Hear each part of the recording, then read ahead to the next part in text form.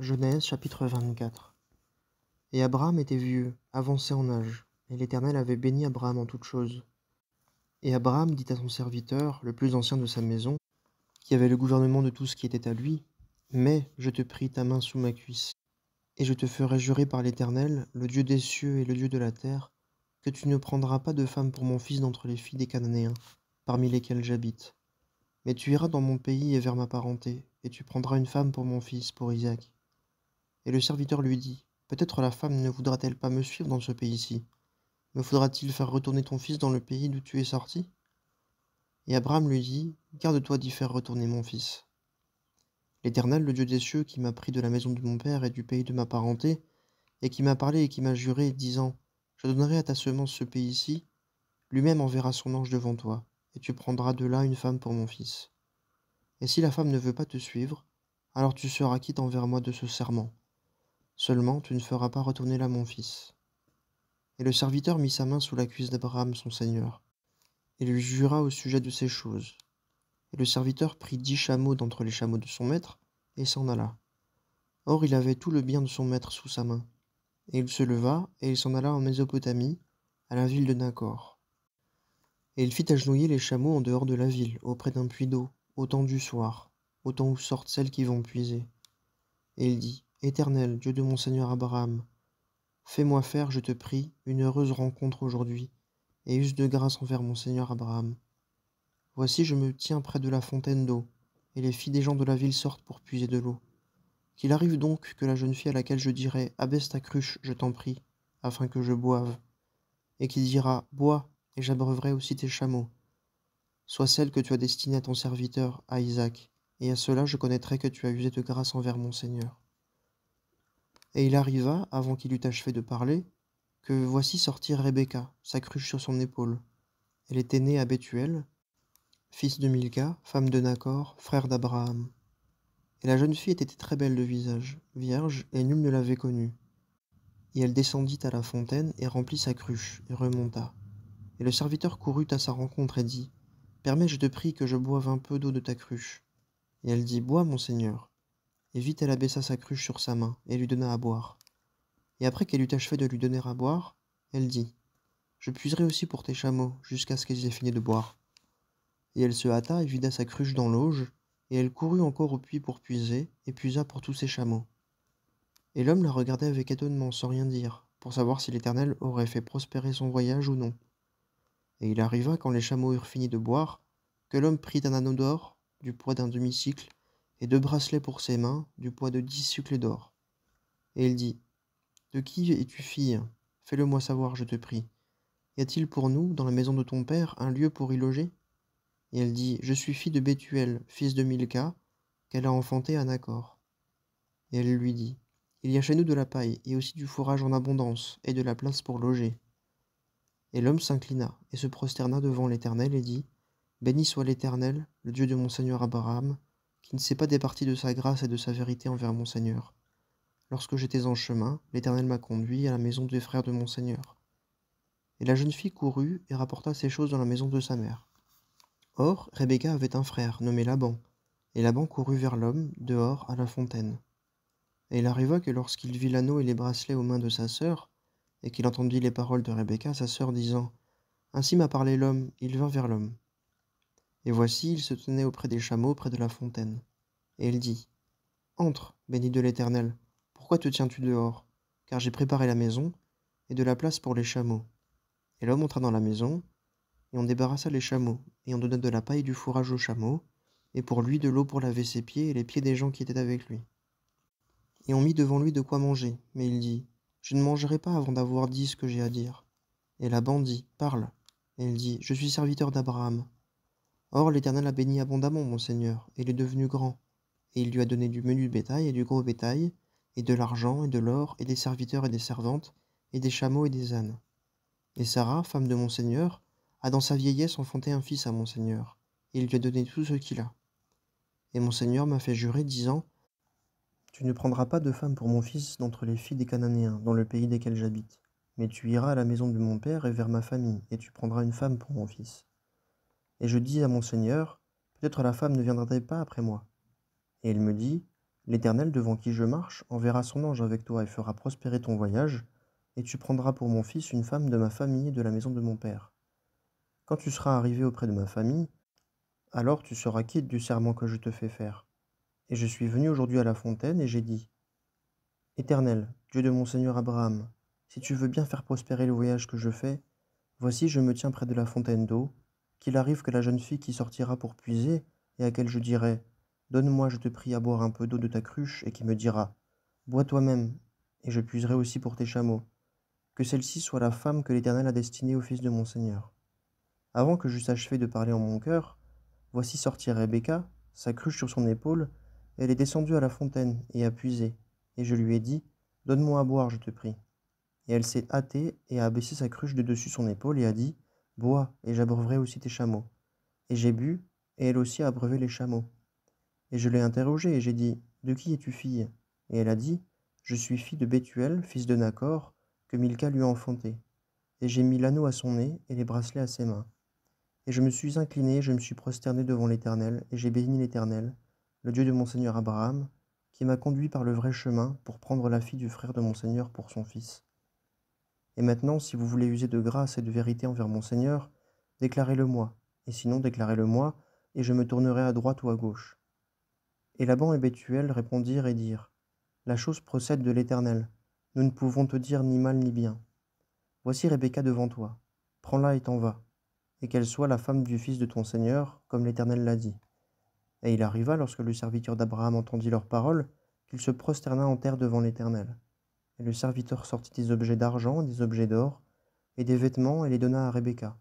Il fit aussi de riches présents à son frère et à sa mère. Et ils mangèrent et burent, lui et les hommes qui étaient avec lui, et ils logèrent là, et ils se levèrent le matin, et dit, renvoyez-moi à mon Seigneur. Et le frère et la mère dirent, que la jeune fille reste avec nous quelques jours, 10 au moins, ensuite elle s'en ira. Et il leur dit, ne me retardez point, quand l'Éternel a fait prospérer mon voyage. Renvoyez-moi, et que je m'en aille vers mon Seigneur. Et ils dirent, appelons la jeune fille, et entendons-la. Et ils appelèrent Rebecca et lui dirent, iras-tu avec cet homme? Et elle dit, j'irai. Et ils firent partir Rebecca, leur sœur, et sa nourrice, et le serviteur d'Abraham et ses gens. Et ils bénirent Rebecca et lui dirent, toi, notre sœur, deviens des milliers de myriades, et que ta semence possède la porte de ses ennemis. Et Rebecca se leva, et ses filles, et elles montèrent sur les chameaux, et s'en allèrent après l'homme. Et le serviteur prit Rebecca et s'en alla. Isaac venait d'arriver du puits de Lacaï-Roi, or il habitait au pays du Midi. Isaac était sorti dans les champs pour méditer, à l'approche du soir. Et il leva ses yeux et regarda, et voici des chameaux qui venaient. Et Rebecca leva ses yeux, et vit Isaac, et elle descendit de dessus le chameau. Or, elle avait dit au Seigneur, qui est cet homme qui marche dans les champs à notre rencontre? Et le serviteur dit, c'est mon Seigneur. Et elle prit son voile et se couvrit. Et le Seigneur raconta à Isaac toutes les choses qu'il avait faites.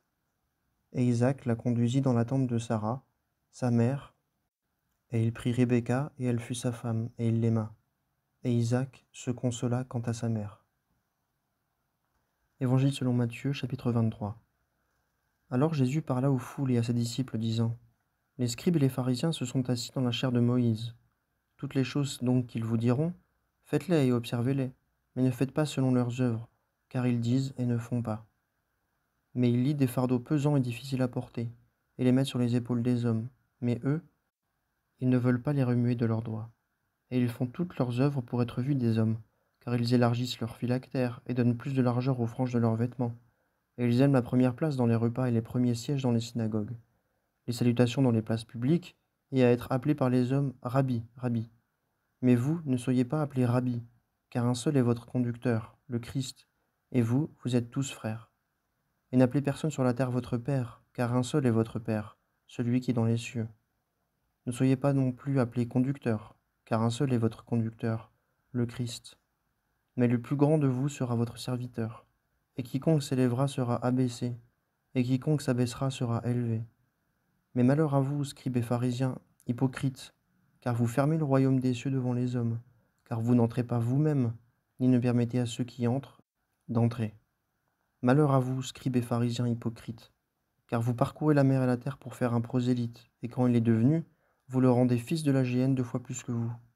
Malheur à vous, guides aveugles, qui dites, Quiconque aura juré par le temple, ce n'est rien, mais quiconque aura juré par l'or du temple est obligé.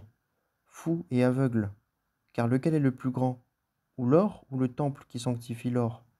Et quiconque aura juré par l'autel, ce n'est rien, mais quiconque aura juré par le don qui est au-dessus est obligé. Aveugle, car lequel est le plus grand, ou le don, ou l'autel qui sanctifie le don? Celui donc qui jure par l'autel et par toutes les choses qui sont dessus. Et celui qui jure par le temple et par celui qui y habite. Et celui qui jure par le ciel, jure par le trône de Dieu et par celui qui est assis dessus. Malheur à vous, scribes et pharisiens hypocrites, car vous payez la dîme de la menthe et de la nette et du cumin, et vous avez laissé les choses les plus importantes de la loi, le jugement et la miséricorde et la fidélité. Il fallait faire ces choses-ci et ne pas laisser celles-là. Guide aveugle qui coulait le moucheron et qui avalait le chameau. Malheur à vous, scribes et pharisiens hypocrites, car vous nettoyez le dehors de la coupe et du plat, mais dedans ils sont pleins de rapine et d'intempérance. Pharisiens aveugles, nettoie premièrement le dedans de la coupe et du plat, afin que le dehors aussi soit net.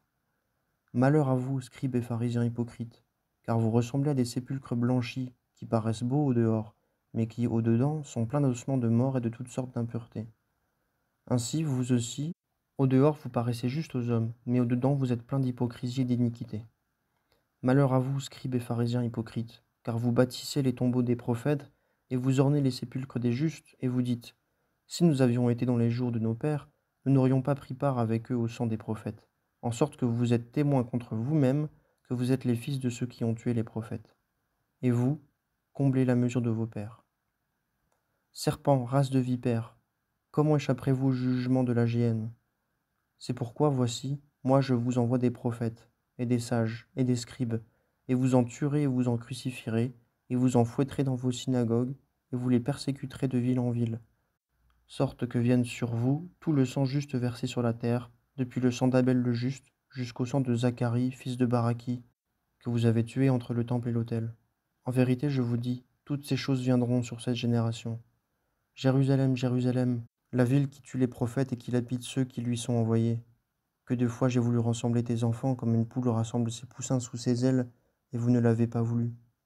Voici, votre maison vous est laissée déserte, car je vous dis, vous ne me verrez plus désormais, jusqu'à ce que vous disiez, béni soit celui qui vient au nom du Seigneur. Néhémie, chapitre 13. Ce jour-là, on lut dans le livre de Moïse, aux oreilles du peuple, et il s'y trouva écrit que l'Ammonite et le Moabite n'entreraient pas dans la congrégation de Dieu, à jamais, parce qu'ils n'étaient pas venus à la rencontre des fils d'Israël avec du pain et de l'eau, et qu'ils avaient loué contre eux à prix d'argent Balaam pour les maudire. Mais notre Dieu changea la malédiction en bénédiction.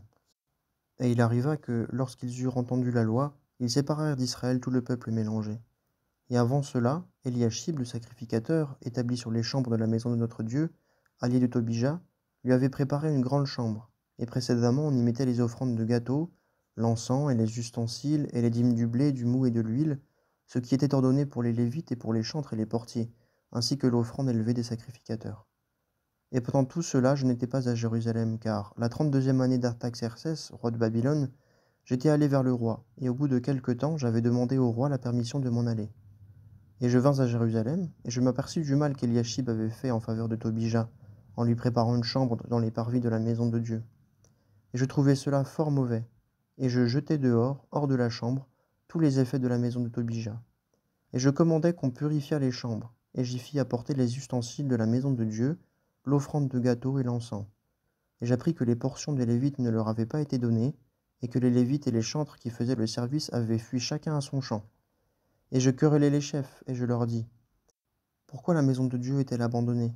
Et je les rassemblai, et je les fis demeurer à leur poste. Et tout Juda apporta dans les magasins la dîme du blé et du mou et de l'huile. Et j'établis sur les magasins Shélémia, le sacrificateur, et Tsadok le scribe, et Pédaïa d'entre les Lévites, et à côté d'eux Hanan, fils de Zakour, fils de Madania, car ils étaient estimés et fidèles, et c'était à eux de faire les répartitions à leurs frères. Souviens-toi de moi, ô Dieu, à cause de ceci, et n'efface pas les bonnes actions que j'ai faites à l'égard de la maison de mon Dieu et de ce qu'il y avait à y observer. Dans ces jours-là, je vis en Juda des gens qui foulaient au pressoir, le jour du Shabbat, et qui rentraient des gerbes et les chargeaient sur des ânes, et aussi du vin, des raisins et des figues, et toutes sortes de fardeaux, et qui les amenaient à Jérusalem le jour du Shabbat. Et je protestais le jour où ils vendaient des denrées. Et les Tyriens y demeuraient, et ils apportaient du poisson et toutes sortes de marchandises, et les vendaient le jour du Shabbat aux fils de Juda et dans Jérusalem. Et je querellais les nobles de Juda, et je leur dis, qu'est-ce que cette chose mauvaise que vous faites, profanant le jour du Shabbat? N'est-ce pas ainsi qu'ont fait vos pères, de sorte que notre Dieu a fait venir tout ce malheur sur nous et sur cette ville? Et vous voulez ajouter à la colère contre Israël en profanant le Shabbat? Et il arriva que lorsque les portes de Jérusalem commencèrent à être dans l'ombre, avant le Shabbat, je commandai qu'on fermât les portes, et je commandai qu'on ne les ouvrît point jusqu'à après le Shabbat, et je plaçai de mes jeunes hommes aux portes, afin qu'aucun fardeau ne fût introduit le jour du Shabbat. Et les marchands et les vendeurs de toutes sortes de marchandises passèrent la nuit hors de Jérusalem, 1 et 2 fois. Et je les admonestai et leur dis, pourquoi passez-vous la nuit devant les murailles? Si vous le faites encore, je mettrai la main sur vous. Depuis ce temps-là, ils ne sont pas venus le jour du Shabbat. Et je dis aux Lévites qu'ils eussent à se purifier et à venir garder les portes pour sanctifier le jour du Shabbat. Souviens-toi aussi de cela en ma faveur, ô mon Dieu, et aie compassion de moi selon la grandeur de ta bonté. En ces jours-là aussi, je vis des Juifs qui avaient pris des femmes asdoniennes, ammonites et moabites. Et leurs fils parlaient à moitié l'asdodien et ne savaient pas parler le juif, mais selon la langue de l'un ou de l'autre peuple. Et je les querellai et je les maudis, et je battis quelques hommes d'entre eux, et je les arrachai les cheveux, et je les fis jurer par Dieu en disant, vous ne donnerez pas vos filles à leurs fils, et vous ne prendrez pas de leurs filles pour vos fils, ni pour vous-mêmes. Salomon, roi d'Israël, n'a-t-il pas péché en cela? Or, parmi la multitude des nations, il n'y avait point de roi comme lui, il était aimé de son Dieu, et Dieu le fit roi sur tout Israël. Lui aussi, les femmes étrangères l'ont fait pécher. Et vous écouterions-nous pour faire tout ce grand mal, pour être infidèles à notre Dieu en prenant des femmes étrangères? Et l'un des fils de Joiada, fils d'Eliashib, le grand sacrificateur, était gendre de Sambala, l'Horonite, et je le chassai d'auprès de moi. Souviens-toi d'eux, ô mon Dieu, car ce sont des profanateurs de la sacrificature, et de l'alliance de la sacrificature et des Lévites. Et je les purifiai de tout étranger, et je fixai les fonctions des sacrificateurs et des Lévites, chacun dans son service, en ce qui concernait l'offrande du bois à des époques fixes, et les premiers fruits. Souviens-toi de moi en bien, ô mon Dieu. Actes des Apôtres, chapitre 23. Et Paul, ayant arrêté les yeux sur le Sanhédrin, dit, Homme frère, je me suis conduit en toute bonne conscience devant Dieu jusqu'à ce jour. Mais le souverain sacrificateur Ananias commanda à ceux qui étaient près de lui de le frapper sur la bouche. Alors Paul lui dit, Dieu te frappera, paroi blanchie. Es-tu assis là pour me juger selon la loi et, contrairement à la loi, tu ordonnes que je sois frappé? Et ceux qui étaient présents dirent, Injuries-tu le souverain sacrificateur de Dieu? Et Paul dit, Je ne savais pas, frère, que ce fût le souverain sacrificateur, car il est écrit, Tu ne diras pas du mal du chef de ton peuple. Paul, sachant qu'une partie d'entre eux étaient des Sadducéens et l'autre des pharisiens, s'écria dans le Sanhédrin, Homme frère, je suis pharisien, fils de pharisien. Je suis mis en jugement pour l'espérance et la résurrection des morts. Et quand il eut dit cela, il s'éleva une dissension entre les pharisiens et les Sadducéens, et la multitude fut partagée. Car les Sadducéens disent qu'il n'y a pas de résurrection, ni d'ange, ni d'esprit, mais les pharisiens confessent l'un et l'autre. Et il s'éleva une grande clameur, et quelques scribes du parti des pharisiens se levèrent et contestèrent, disant, Nous ne trouvons aucun mal en cet homme, mais si un esprit lui a parlé, ou un ange, et un grand tumulte s'étant élevé, le chiliarque, craignant que Paul ne fût mis en pièces par eux, commanda à la troupe de descendre et de l'enlever du milieu d'eux et de le conduire à la forteresse.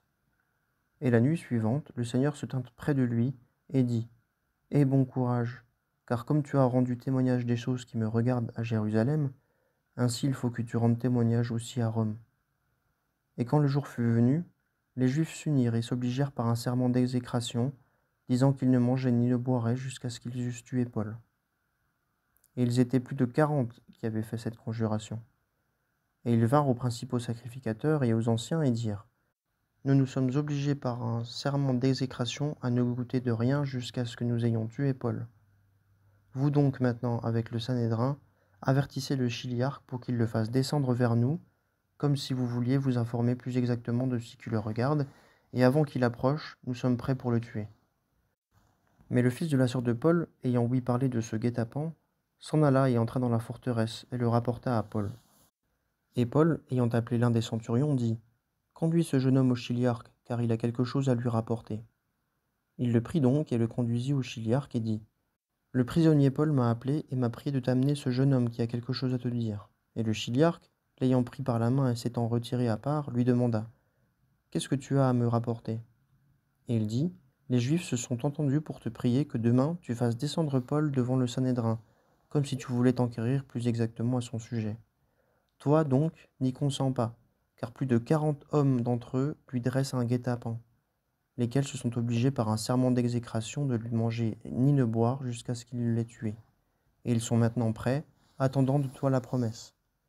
Le chiliarque donc renvoya le jeune homme, lui ayant enjoint de ne divulguer à personne qu'il lui déclaré ces choses, et ayant appelé 2 de ses centurions, il dit: Préparez 200 soldats pour aller à Césarée, et 70 cavaliers, et 200 porte-lances, dès la 3e heure de la nuit. Et procurez-vous des montures, afin qu'ayant mis Paul dessus, il le conduise en sûreté auprès de Félix le gouverneur. Et il écrivit une lettre conçue en ces termes: Claude Lysias, au très excellent gouverneur Félix, salut. Cet homme ayant été séduit par les Juifs et étant sur le point d'être tué par eux, je suis parvenu avec la troupe et je l'ai délivré, ayant appris qu'il est romain. Et voulant connaître le motif par lequel il l'accusait, je l'ai fait descendre devant le Sanhédrin.